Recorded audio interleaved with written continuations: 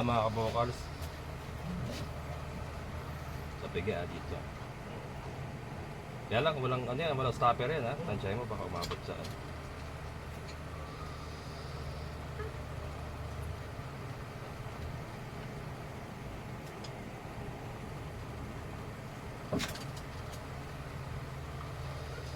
Massage mo. Yan. At tuturuan ko na si Andrew mga kabokals para ano, matakin. Tingnan mo kasi minsan lumalabas yan ha, yung kalayo niya, tumatagos. Kaya hawakan mo ito. Hindi dyan, sa gitna mo titibirahin, sa gitna. Gitna. Teka. Gitnain mo siya. Ito yung pinakaano niya. Okay, baka na. Malagkat siya.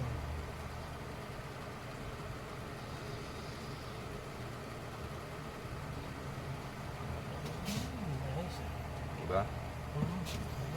Yan. May protege.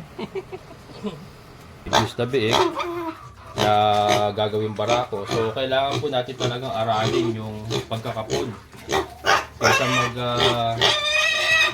mag-ano pa tayo, magbabayad pa tayo sa service ng veterinaryo or ng magkakapon, kailangan nating sa sarili natin, alamin na natin kung ano ba yung mga kailangan sa pagkakapon at kung paano magkapon.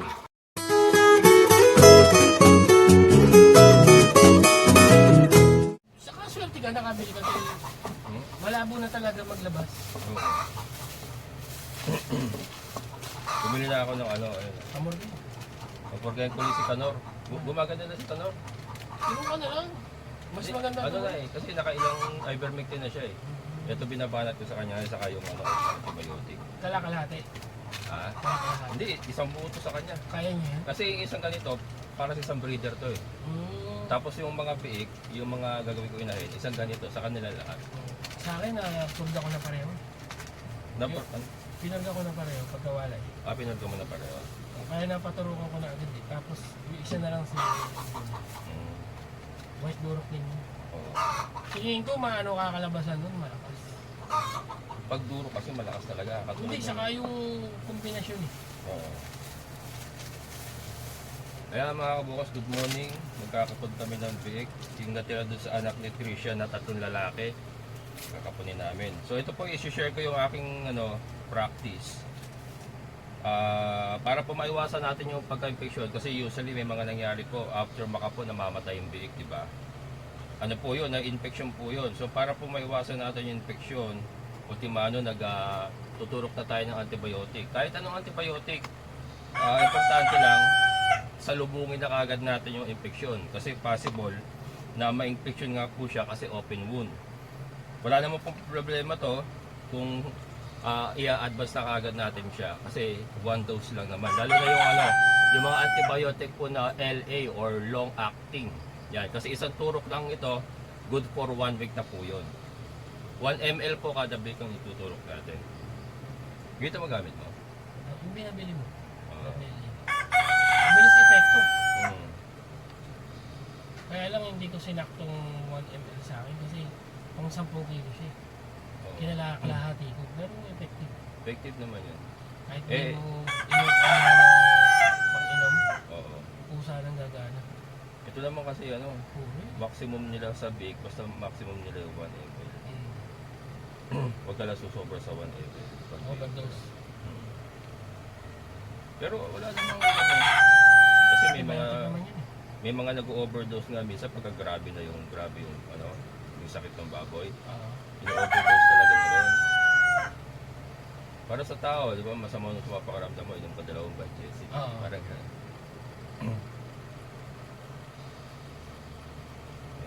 Malapot na eh. Ha? Malapot. Malapot nga ito. Maganda rito kasi, isang turo ka lang. Yung Robibil strep kasi, yun, araw-araw yun. Titimpla mo yun. Oo. Yan kasi good for 2 to 3 days. Ito 1 week.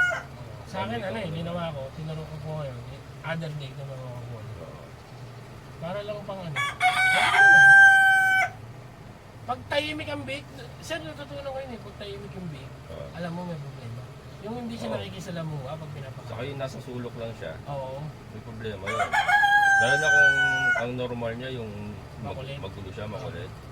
Hindi, Tas basta biglang nanay. tahimik. Maalalaan mo agad, no? Kung ano yun, may ibig sabihin, para tao, may nararamdaman. Baka nasa loob mo. Hindi, baka nasa loob mo. Alam mo, ano?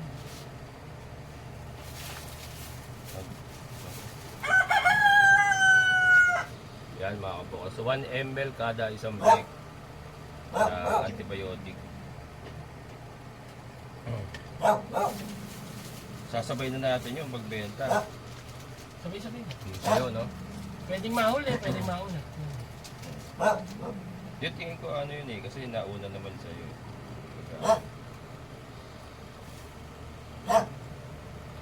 Sinubukan ko, pag hindi mo pala winala, ayaw na rin ng nanay, no? Inaaway na rin sila. Depende. Kasi may nanay na si Trisha, hanggang Mabait. nakasama ko sa kanya. Mabait. Oo, mabait. Si Atasha, di. Kahit Si, di mo si tanggalin, Kimberly, ayun, kasi kaya winalay ko kagad yung anak niya nung ano. yung katawan niya kasi. Kinakagat niya na eh, nasasaktan na siya eh. Kasi nga marami, di ba? 10. Bagay si Trisha din, 10 din anak niya eh. Pero mabait talaga. Napait talaga. Depende rin sa baboy talaga, iba-iba ugali. Kaya kailangan talaga yung baboy mo, kabisado mo ugali. Titignan mo talaga. Usually, mababait naman. Hmm. Ang technique ko nga ng pagwala, yung inalis ko. Ayaw inain. Gusto niya na rin. Oo. Iniwan niya na mabilis nung tinanggal ko siya. Oo. Sabi ko, ano ko rin to. Na ano siguro, nahirapan na yun. Hindi, saka tinatago niya rin din niya. O pagkagat yung tatago niya, Sugat-sugat na eh. nasasaktan na yun pagka tinatago niya. Saka yung mga big, ayaw na rin ano. Ayaw matuto kumain. Dede ng dede, maya. Oo. May magganong biik na ano, kasi nakadepende. Kaya ako nilagyan ng cage para hindi maabot yung kainan. Ayoko silang itali dahil namatayan na ako ng aso sa pagtatali. Oo. Ayoko na maulit yun. Mahirap yung nakatali kasi. Oo, hindi ako mapakali, sir. Diba tinali ko? May ako sinisilip, baka mamaya nabikti na. Baka ano sa utak ko, hindi ako pinapatahimik eh. Nilagyan ko ng cage para yung tahimik ako. Yung tali kasi hindi mo kontrolado na. Saka hindi sila sanay ng gano'n. Saka mas kawawa ang baboy kung Ang nakatali. dami. Ay, iba naman yan. Ano, 3. Tatlo ba ang kakabalon? 3, kakapunin natin. Oo, tatlo pala ba ako yun? Yung ano, yung natira. Dahil yung dalawa nabili. Yan, shoutout kay Sir JJ sa kumuha nung ano, bata pa. Magsisimula siya. Hindi, meron na siya mga existing na native. Pero bata pa na performing. Yun ang magandang edad na ano. Ang maganda sa barako, ano eh. Kaya yun, pag hindi malaki yung barako, baka maliit lang palabasan, no? Kailangan Oo. talaga malaki rin, no? Kaya nga pinilit kong kunin si ano eh, kahit wala akong budget nung Tyson. Tyson eh, oo. Wala akong budget nun eh. Talagang pinilit kong kunin yun, pero ngayon, ang ganda ni Tyson. Malaki talaga, no? Yun ang magdadala dito talaga, Tyson. Kasi si Canor lang, ang ganda na ng resulta eh. Eh, what more kung si Tyson pa yung magulo. Si Tanner kasi masyadong native. Native, Minsan may lumalabas na sobrang native. pure talaga si Canor kasi talaga pure. Maganda talaga mix. Mix na itong inahin eh. Kung lechon business kasi, talagang ano, ito mga kabukas, sasabayan natin ng ivermectin para purga. Purga na rin. Mas malaki yung benta kasi pag yung business eh. Lalo na pag natapat. Saka ano, December. steady market ka, hindi ka yung, kasi hindi naman lagi nabibenta eh. Eh kung lechon market ang target mo, may steady market ka. Kumbaga, kung kaya mo ng buwan-buwan makapagbenta, kaya mo. Pwede. Kasi ano, katulad ni ka-farmer natin eh. Si Steady ka-farmer, hindi yun ang pinapanood. Ha? Si ka-farmer. Hindi, pareho siya. Ang una pinanood ko si ka-farmer Edelbert, yung lechonero. Wala na yun. Tapos? Parang iba yung ka-partner na sila. Ay, ka-farmer na sila. Kasi may ibang ka-farmer na ano. Oo. Pero kasi naunang ka-farmer si ka-farmer Edelbert talaga. Tapos, ano, nung nag-vlog na rin si Ka-Farmer Anthony. Hindi naman vlogger dati yun, ni Ka-Farmer Anthony. Kumbaga, nag-farm visit lang si Ka-Farmer Engelbert doon. Ang business niya talaga poultry, saka yung mga baboy nga lang na nakagala. Tapos nung nag-full blast na siya ng ano, sinusupply niya si Ka-Farmer, nag-vlog na rin siya. Magkano kuha niya per kilo? Hindi ko alam ang ano eh, pero yung nag-chat kasi kami, parang fixed price yata sila. Mataas sila eh. Mataas, mahal mas din eh. maganda kumuha si ano, si Ka-Farmer kasi ang habol niya, quality, saka steady supply. Kasi malakas nga yun. Kasi yung iba, mahirap pagka babaratin mo, syempre sa susunod hindi na magbebenta Pero sa'yo yan. dito di ba maganda kumuha sa Santa Maria? Ah, Sa San Jose ba yun?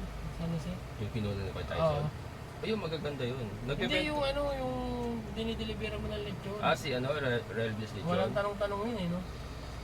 May time din kasi pag marami siyang baboy, paano ka rin sa presyo nun eh. Bibigyan ka rin ng mababang presyo eh. Pag mababa ang presyo. Ano, hindi, basta marami siyang supply, mababa ang kuha niya. Hindi naman, ano, lagi naman niya kailangan. Yung may time kasi na, ano, may mga nagdadala sa kanya from Bicol pa. Layo ah. Talagang probinsya, oh. Mga probinsya talaga na. Sa Maynila din, ano ko sa market ah. Tinatanong-tanong ko na rin. Ano yun, napamurga? Oo, sabayan ko lang ng pambarga. Ma! Sabi ko sandali lang eh. Wala. Yan, bumangon ni matanda. Gising na. Eh.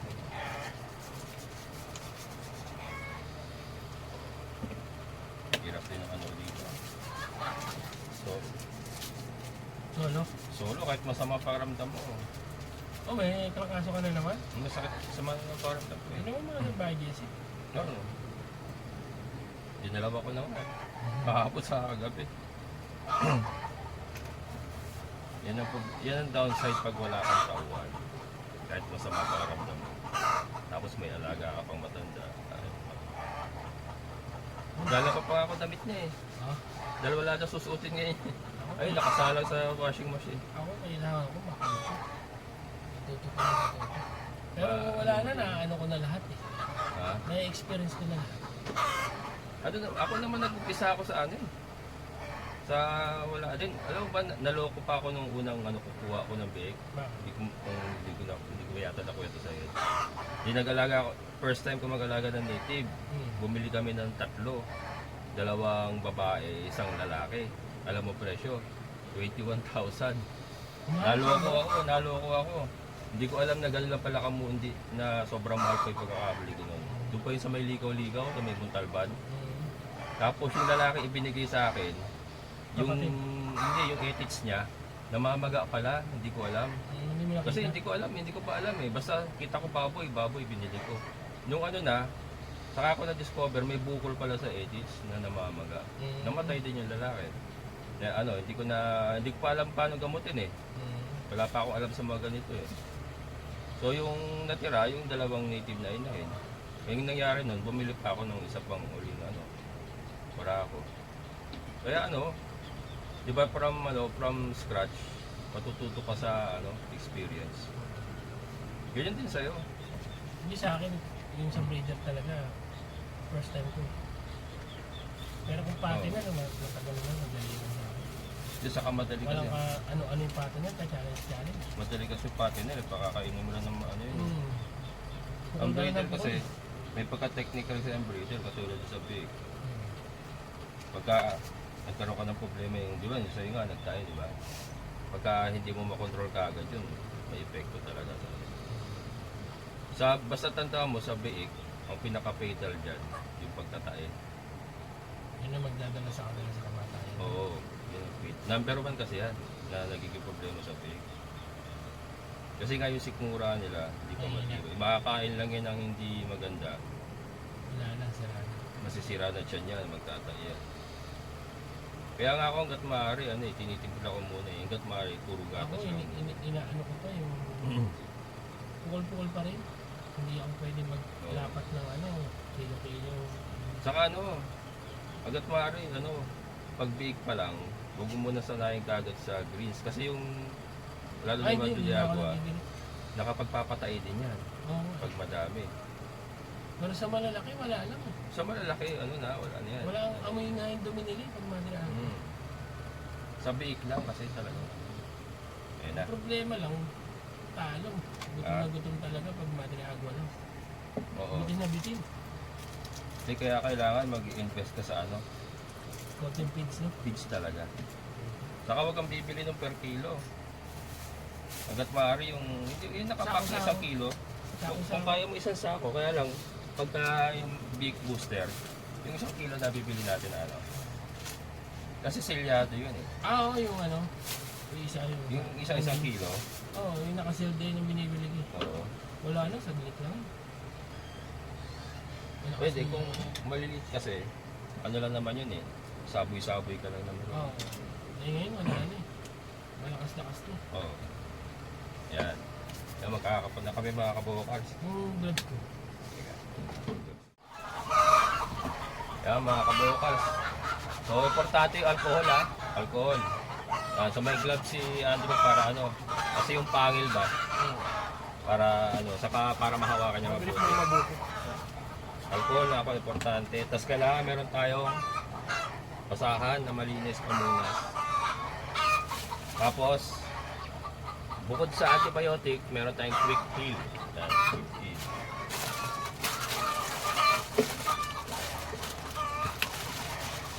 Yan, ito na.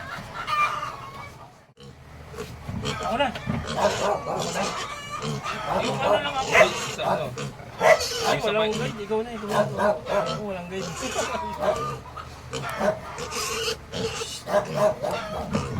Yan mga kabokals, mag-i-inject na kami.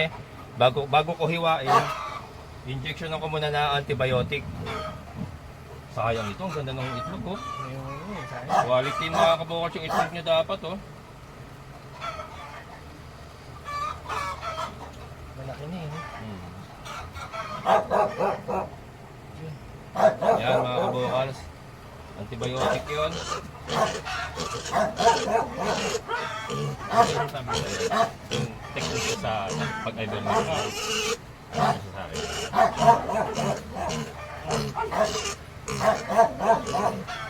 Subcutaneous mga kabokal. So dito tayo sa ano. Alam nyo yung pagitan ng hita niya sa katyan?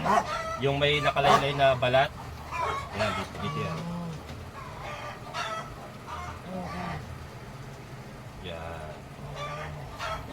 Subcutaneous sa ilalim lang ng balat. Yan. So, yan, no? Okay na yan? Yan. Masyadong brutal pa din. Yan, sakto yan. Hindi masyadong... Ayan mga kaboklas, hindi ko masyadong papakita. Sakto lang yung ganyan na ano. Hindi masyadong... Kasi baka ma-hit ko tayo. Pero ito, kakapunin ko na. Hahawak ko na, Andrew. Tatanggalin natin yung itlog. Yung blade natin, lalagyan natin ng alcohol. Siyempre, nag-alcohol din po tayo. And then yung itlog niya, yung mismong itlog niya, nilagyan ko rin ng alcohol. Para malinis po yung paligid kagad. Ultimano, yung paligid ng itlog niya ay disinfected na kagad. Ihiwa na tayo mga kabokals. Laki ng itlog nito. Ang laki ng itlog nito mga kabokals, sayang oh. Kaya lang ano. Hindi kasi po pwedeng ibenta ito ng may itlog.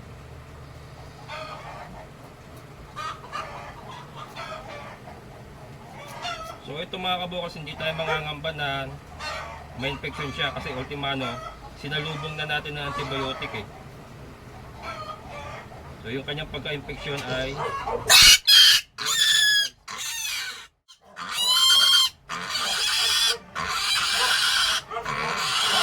Big wheel.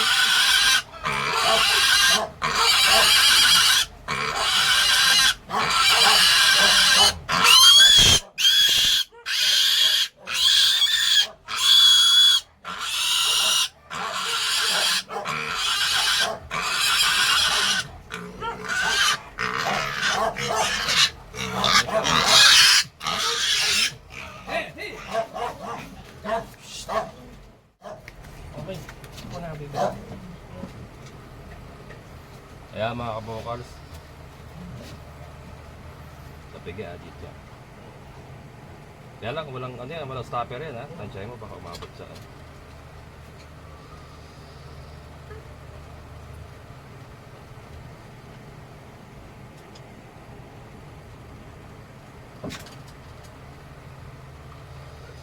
Massage mo. Yan. At tuturuan ko na si Andrew mga kabokals para ano, matakin. Tingnan mo kasi minsan lumalabas yan ha, kung kalayo niya, tumatagos. Kaya hawakan mo ito. Hindi dyan, sa gitna mo titibirahin, sa gitna. Gitna. Teka. Gitnain mo siya. Ito yung pinaka-ano niya. Yan. Okay, baka nung na.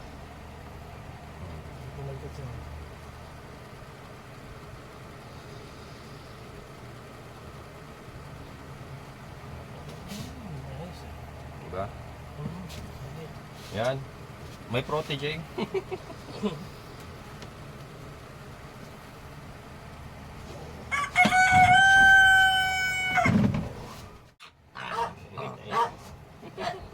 Sakit yun eh.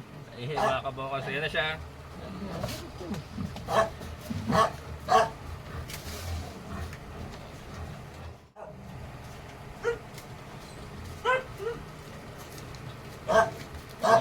Quality na pala itong mga natira na ito. Pang lechon na talaga. Ano? Medyo ano pimili ka na malaman. Ilayo mo sa itlog, miso. Sa itlog pumapasok yun. Dito. Teka, medyo malikot ito. Dito na. Dito. Diretso ha. Sige, bakon mo pa. Baon niya. Nakabaon niya. Diretso na.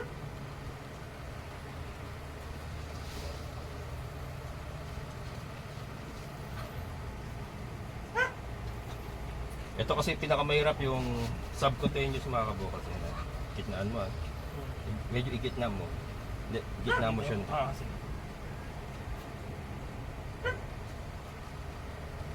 Lihis siya, lihis. Yan. Yan.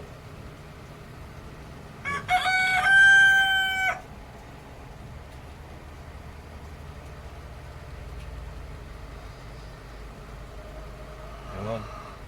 Yun ang subcutaneous mga kabokals dito.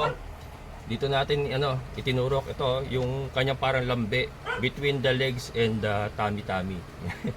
Yung parang pinakalambe niya ganyan. Yung balat. Yung po ang subcutaneous mga kabokals sa ilalim ng balat. Hindi po siya pwede intramuscular kasi nagkakaroon po ng side effect yan.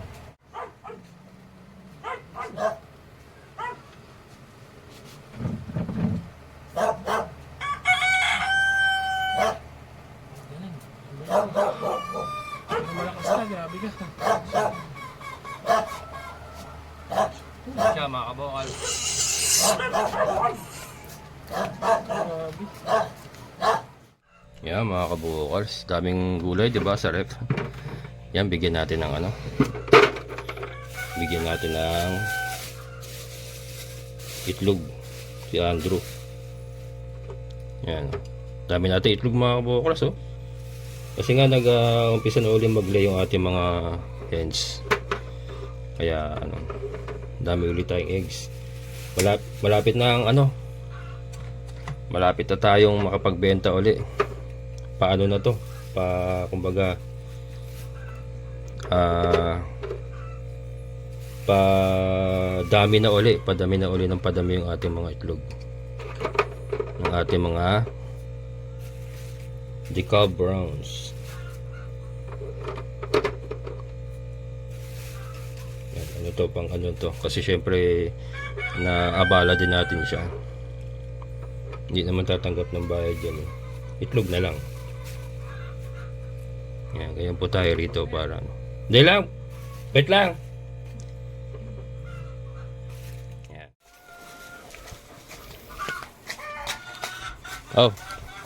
Ano yan? Itlog. Saka ako na Saka ako na kukunin. Saka mo na kukunin? Pag sige. Lagay ko muna rito. Ayan mga kabukas, natapos din kami. Yung itlog, aalis ka pala eh, no? Alis ka ba? Yan, yung itlog na bibigyan natin sa kanya, dito lang muna. Alis pala siya. Ilubas siya ng Maynila. So, pabalikan na lang niya. Pagbalik niya. So, ayun, anong tanong mo? Sa ano? Sa malaki, paano? Sa malaki, di ba, kunyari nakaganyan siya. Oo. Yung, di ba meron siyang, ito yung, Pigi. hindi, ito yung pigi niya. Sa kilikili niya rito, di ba? May loose skin. Doon mo siya titirahin. Hatakin mo yung loose skin na yon. Doon mo itatarak. Pagka malaki yung lambe, pwede. Ang problema lang dito sa lambe, makapal masyado yung saka. Wala naman lambi ang itim. Oo, itim kasi yung native, madalagay yung may lambe. Mamasin. Kaya ang pinakamadali. Saka yung dito kasi, malambot itong balat dito, yung malambot. Yung dito kasi sa leeg, parang Matigas. goma na sasakyan yan eh. Matigas. Goma ng ano, ng gulong ng sakyan, matigas. Dito, Hindi kakatake mo ganyan. Kaya lang, kailangan, either may naghahawak nakatali. o nakatali, katulad yung ginagawa ko kay Kanor. Hindi ko pa nakita yung Yan. ganun. Sa ivermectin yung mga kabukas, natanong ni Andrew kung paano to sa malaki yung pagturok ng ivermectin. Ang ginagawa ko ginagawa ko nga kay Kanor, tinatali ko siya dikit sa pader para hindi siya makagalaw. Tapos, yung sa may kilikili niya rito sa unang paa niya, sa unahang paa niya, kilikili, may malambot na parte doon na skin na parang loose. Doon mo hahatakin yon, tapos doon mo itutulok yung ivermectin. Subcutaneous nga kasi. Ito pong challenge sa ivermectin kasi subcutaneous po siya. Hindi po siya basta tarak ka lang ng tarak or tusok ka lang ng tusok. Hindi siya po pwede sa laman. Kasi nga meron po siyang side effect. Yo, maraming salamat Andrew. Ito na po yung mga itlog. Yan, ito yung mga itlog mga kabukasan na ano na igigisa ko sa patola mamaya. Lagyan ng itlog. Joke lang. Ayan. Maraming salamat mga kabukas. Sana po nakakuha kayo ng konting idea sa pagkakapon. Yung po yung mga tawag dito. Mga pag-iingat na ginagawa ko para po sigurado natin na hindi ma-infeksyon yung ating mga big. Usually po kasi ganoon ang nagiging problema sa mga big na kinakapon. Na-infeksyon, natetetano, na siya pong nagiging dahilan ng kanilang kamatayan. So yun. At least meron na siyang antibiotics sa katawan, sinalubong na kagad natin yung sugat niya, sinalubong na kagad natin ang antibiotic. At the same time, meron po tayong inilagay na quick heal. Ayan. And syempre po yung ating precautionary measure na alcohol, napaka-importante. Pakainin naman natin sila nitong starter.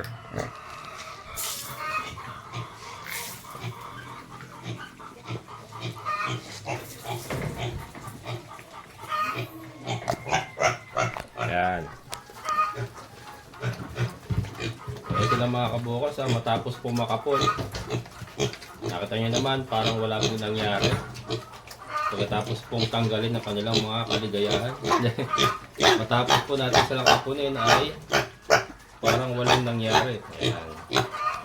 So ito, iwawalay na natin ito bukas or sa makalawa. I-ready natin yung kanilang paglalagyan. Ipapatinin na nga po natin sila, siguro mga 1 buwan mahigit. Tapos may bibenta na natin sila sa mga lechonero. Ayan. Ayan po. Ayan po yung graphics ng dugo niya, pero ito yung nakagad yung mga kabukan. Ito yung nakagad yan. Ano pa yan, 1 oras lang po nakalipas mula nung kapunin natin sila, pinagpahinga lang po natin konti kasi kumakain na sila. So iwawalay na natin para makarecover na si Tricia. Malalaki na rin. Malalaki na rin sila. Mabigat na. Kaya konting timbang na lang hahabulin natin dito. Maka 15 or 18 kilos tayo hanggang 20 kilos, okay na. Pwede na natin ibenta sa mga lechonero yan. Tayo nga po may suki naman na dito sa may San Jose del Monte. So, kay Relvin's Lechon. And baka maisabay na natin yung kay Andrew. Baka next week yung kay Andrew naman ang kapunin namin. Kaya so, sinishare ko nga po kay Andrew yung aking mga best practices sa pag-breed. Yan, parte po ito ng breeding mga kabokals yung pagkakapon ng biik. Kasi hindi naman po lahat or hindi naman sa lahat ng oras ay mabibili po yung ating mga produce na biik na gagawing barako. So, kailangan po natin talagang aralin yung pagkakapon. Kaysa magbabayad pa tayo sa service ng veterinaryo or ng magkakapon, kailangan nating sa sarili natin, alamin na natin kung ano ba yung mga kailangan sa pagkakapon at kung paano magkapon. Sa akin nga po mga kabokals, disclaimer, hindi po tayo eksperto, pero yung pong aking mga best practice. And matagal ko na ginagawa, and so far ay hindi naman po ako namamatayan ng biik na kinakapon. Kasi nga, nabanggit nga po kanina na mayroon po mga instances, may mga pangyayari po na after po makapon ng biik ay namamatay po. Na-infection, natetetano, yun po yung mga common na nangyayari sa mga biik na namamatay matapos pong kapunin. So unang-una nga po yung sanitation, kailangan malinis po ang ating mga ginagamit, pati ng ating kamay. Yun nga po, antibiotic at saka yung gamot na kailangan natin. Quick heal, yan, alcohol, napaka-importante po. Yan, ubos na agad. Oh. Magana pa rin kumain kahit po sila may mga sugat. Parang walang nangyari. So yan, abangan nyo mga kabokals, i-update ko kayo kung gaano po natin sila mapapalaki hanggang maibenta po natin sila for lechon. So ito po ang isang side ng pag-aalaga ng biik. Kung hindi man po, or pag-produce ng mga biik, kung hindi man po sila mabenta as biik for breeding, ayun nga, lechon business is very very big.